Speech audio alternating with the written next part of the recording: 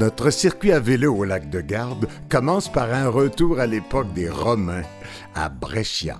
Par exemple, ce temple a été construit tout juste après Jésus-Christ, tout comme cet amphithéâtre antique. La ville a été élue capitale italienne de la culture en 2023. Le voici, le fameux lac de Garde, le plus grand et le plus spectaculaire lac d'Italie, avec ses falaises escarpées et son microclimat qui rappelle la Méditerranée ensoleillée. D'abord, on découvre nos montures à assistance électrique et surtout, on fait connaissance avec nos valeureux guides mécanos, Aldo, Filippo, Francesco et Daniel, notre accompagnateur Traditour qui nous éclaire sur le circuit. Les guides et moi, on est là aussi pour assurer la fluidité de notre groupe quand on roule. Si on perd notre groupe, on a notre chaîne à débarquer, il y a un problème technique, il y a toujours moi ou un guide qui va être là pour vous assister. On nous aide à ajuster la selle, le guidon, le dérailleur, les niveaux d'assistance, puis on peut tester le vélo dans la vaste cour intérieure de l'hôtel en toute sécurité. Et c'est un départ pour ce qui va s'avérer, je l'avoue, l'une des plus belles expériences de ma vie de voyageur. Durant les 12 jours du circuit, on prévoit rouler environ 445 km sur différentes surfaces. Il y aura des pistes cyclables, bien sûr, des pistes en gravier, des routes de campagne, quand même peu fréquentées. Et pour, je dirais, environ un tiers du trajet sur des routes en partage avec les autres véhicules. Je peux vous confirmer une chose, l'encadrement et la sécurité sont vraiment exceptionnels. Par exemple, regardez ce qui se passe lorsque le groupe arrive à un carrefour. On stoppe les voitures et vous passez. Vous arrêtez pas.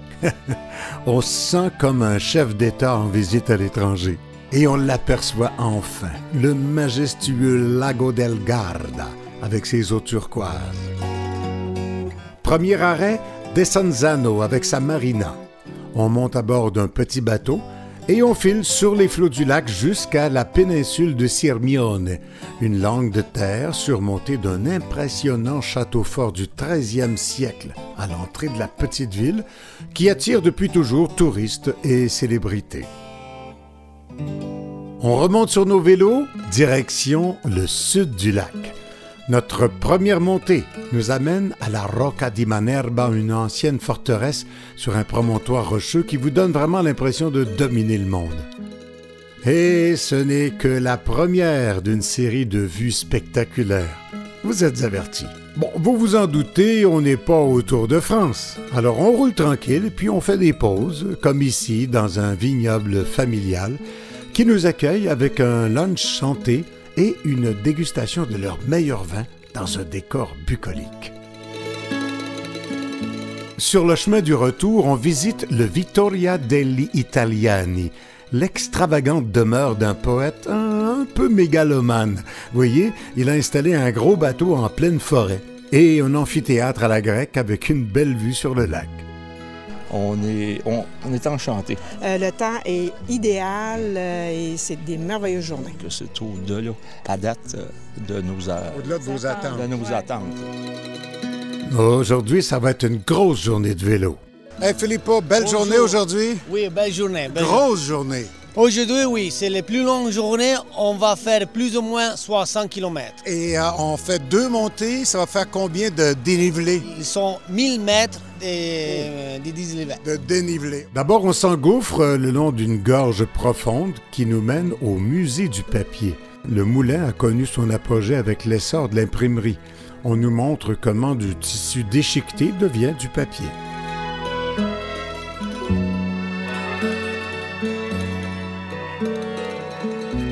On revient sur le bord du lac en passant par Gargnano avec sa magnifique architecture austro-hongroise. On traverse des villages, on traverse des tunnels, puis on commence notre ascension.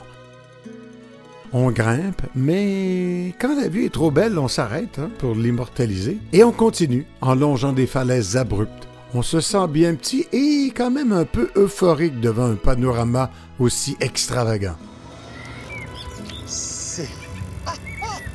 C'est extraordinaire. Lorsqu'on roule à vélo, il y a quelque chose de zen, même d'introspectif. On arrive enfin au bout de notre belle grande montée. Les jambes un peu molles, mais la tête pleine de belles images. Ah, c'est magnifique, c'est magnifique. Puis, contrairement à ce que je pensais, là, je suis capable de le faire. La vue du lac d'en haut des montagnes, là, c'est vraiment, vraiment exceptionnel. Ça valait le détour. Ouais, ça valait le détour, oui, définitivement. Tous les détours. Oui, il y en a eu pas mal. Après le lunch, on amorce la descente. Ah, c'est vraiment grisant de se laisser couler et faire corps avec la route. Moi, ça m'a rappelé mes 40 ans de moto. Bon, c'est sûr, il faut rester concentré, il y a des pentes, surtout dans les virages en épingle. On a à peine le temps de saluer la vache poilue que ça tourne encore. Pour donner un peu de répit à nos freins éreintés, on fait la pause photo avec encore une fois une vue saisissante sur le lac et les montagnes.